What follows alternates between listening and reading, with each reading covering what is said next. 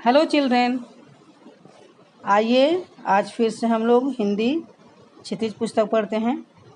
आज हम लोग पाठ 1 दो बैलों की कथा का प्रश्न उत्तर देखेंगे। पहला क्वेश्चन है, काजी हाउस में कैद पशुओं की हाजिरी क्यों ली जाती होगी? तो इसका आंसर होगा, काजी हाउस में कैद पशुओं की हाजिरी इसलिए ली जाती होगी ताकि कैद पशुओं की संख्या का पता चल सके और पता लगाया जा सके कि उनमें से कोई भाग या तो मर तो नहीं गया है ना, कोई भाग तो नहीं गया या कोई मर तो नहीं गया है। दूसरा क्वेश्चन है, छोटी बच्ची को बैलों के प्रति प्रेम क्यों उमड़ आया? तो इसका आंसर होगा, छोटी बच्ची की माँ मर चुकी थी। वह माँ के बिछड़ने का दर्द जानती थी, इसलिए जब उसने हीरा मोती की व्यथा देखी तो उसके मन में उनके प्रति प्रेम उमड़ आया। उसे लगा कि वे भी उसी की तरह भागे हैं और अपने मालिक से दूर हैं। तीसरा क्वेश्चन है, कहानी में बैलों के माध्यम से कौन कौन से नीति विषयक मूल्य उभर कर आए हैं? तो इसका आंसर होगा, इस कहानी के माध्यम से निम्नलिखित नीति विषयक मूल्य उभर कर सामने आए हैं। पहला है, विपत्ति के समय हमेशा मित्र की सहायता करनी चाहिए। दूसरा है, आज़ादी के लिए हमेशा सजग एवं संघर्षशील रहना चाहिए। तीसरा है, अपने समुदाय के लिए अपने हितों का त्याग करने के लिए तैयार रहना चाहिए। आज़ादी बहुत बड़ा मूल्य है, इसे पाने के लिए मनुष्य को बड़े से बड़े कष्ट उठाने को तैयार रहना चाहिए। इस प्रकार से इसके आंसर में 4 पॉइंट हम लोग लिखेंगे। अगला क्वेश्चन है, प्रस्तुत कहानी में प्रेमचंद ने गधे की किन स्वभावगत विशेषताओं के आधार पर उसके प्रति रूढ़ अर्थ मूर्ख का प्रयोग न करे किसी नए अर्थ की ओर संकेत किया है? तो इसका आंसर होगा, प्रेमचंद ने गधे की सहनशीलता, सीधेपन, क्रोध न करने की क्षमता, यहाँ क्षमता छूट गया है, क्रोध न करने की क्षमता, हानि लाभ सुख दुख आदि में सामान्य रहने के गुण के आधार पर उसे बेवकूफ के स्थान पर संत स्वभाव का प्राणी करार दिया है, जो बहुत अधिक सीधेपन के कारण सम्मान का पात्र नहीं समझा जाता। यहाँ सामान लिखा गया है, आप सम्मान लिखिएगा, सम्मान का पात्र नहीं समझा जाता। अब क्वेश्चन नंबर 5 है, किन घटनाओं से पता चलता है कि हीरा और मोती में गहरी दोस्ती थी? इसका आंसर होगा, हीरा और मोती दोनों बैलों में गहरी दोस्ती थी। कहानी के कुछ प्रसंगों के माध्यम से यह बात स्पष्ट होती है। सब प्रसंग को हम लोग पॉइंट वाइज लिखेंगे। पहला है, दोनों एक दूसरे को चाट कर और सूंघ कर अपना प्रेम प्रकट करते थे। जब ये दोनों बैल हल या गाड़ी में जोत दिए जाते तो दोनों ज़्यादा से ज़्यादा बोझ स्वयं झेलकर दूसरों को कम बोझ देने की चेष्टा करते। तीसरा है, नाद में खली भूसा पड़ जाने के बाद दोनों साथ ही नाद में मुंह डालते, साथ ही बैठते। एक मुंह हटा लेता तो दूसरा भी हटा लेता। चौथा पॉइंट लिखिएगा, जब कुछ लोगों ने खेत से पकड़कर ले जाने के लिए दोनों को घेर लिया तब हीरा निकल गया, परंतु मोती के पकड़े जाने पर वह भी बंधक बनने के लिए स्वयं ही लौट आया। और अंतिम पॉइंट लिखेगा कि काजी हाउस की दीवार के टूटने पर जब हीरा ने भागने से मना कर दिया तो अवसर होने के बावजूद मोती उसे छोड़कर नहीं भागा। अब अगला क्वेश्चन है,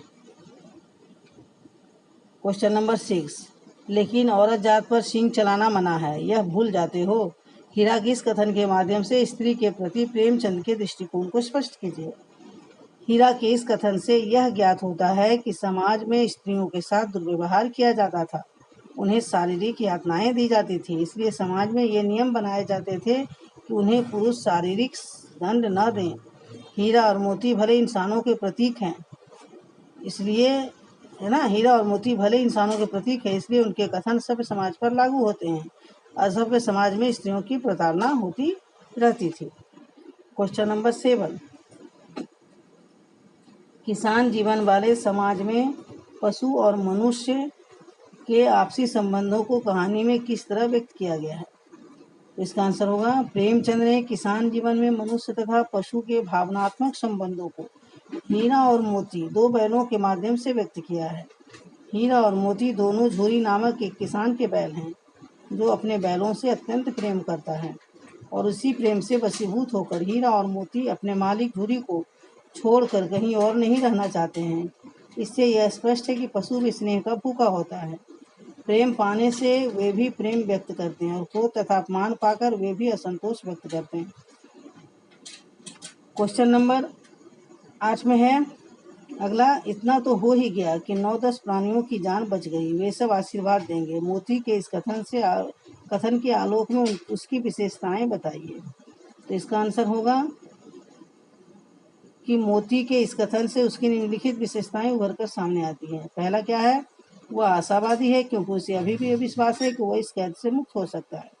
दूसरा, वह स्वार्थी नहीं है, स्वयं भागने के बजाय उसने अन्य सभी जानवरों को सबसे पहले भागने का मौका दिया। अब है क्वेश्चन नंबर 9, आ से स्पष्ट कीजिए। क नंबर है, अवश्य उनमें कोई ऐसी गुप्त शक्ति थी जिससे जीवों में श्रेष्ठता का दावा करने वाला मनुष्य वंचित है। तो बच्चों, आपको जब आ से स्पष्ट करने आएगा एग्जाम में तो आप लोग प्रस्तुत पंक्तियां करके अवश्य लिखिएगा। यहाँ पर प्रस्तुत पंक्तियां करके हम नहीं लिखे हैं, आप लिखिएगा प्रस्तुत पंक्ति हमारी हिंदी पाठ्य पुस्तक के पाठ 1 2 बैलों की कथा से ली गई है, जिसके लेखक प्रेमचंद है। इस पंक्ति के द्वारा प्रेमचंद कहना चाहते हैं या स्पष्ट करना चाहते हैं कि हीरा और मोती बिना कोई वचन कहे एक दूसरे के मन की बात समझ जाते थे। प्रायः वे एक दूसरे से स्नेह की बातें सोचते थे और करते थे। यद्यपि मनुष्य स्वयं को सब प्राणियों से श्रेष्ठ मानता है, किंतु उसमें भी यह शक्ति नहीं होती। ख नंबर में भी आप शुरू में वैसे ही लिखिएगा, उसके बाद भाव लिखिएगा, आ से लिखिएगा। आ से में क्या लिखिएगा कि हीरा और मोती गया के घर बंधे हुए थे। गया ने उनके साथ अपमानपूर्ण व्यवहार किया था, इसलिए वे क्षुब्ध थे।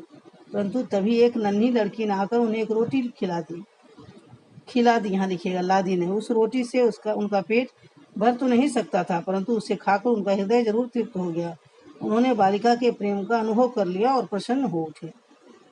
अब अगला क्वेश्चन नंबर 10, गया ने हीरा और मोती को दोनों बार सूखा भूसा खाने के लिए दिया, क्योंकि यहाँ 4 ऑप्शन दिया है। पहला है, गया पराये बैलों पर अधिक खर्च नहीं करना चाहता था। दूसरा है, गरीबी के कारण खली आदि खरीदना उसके बस की बात नहीं थी।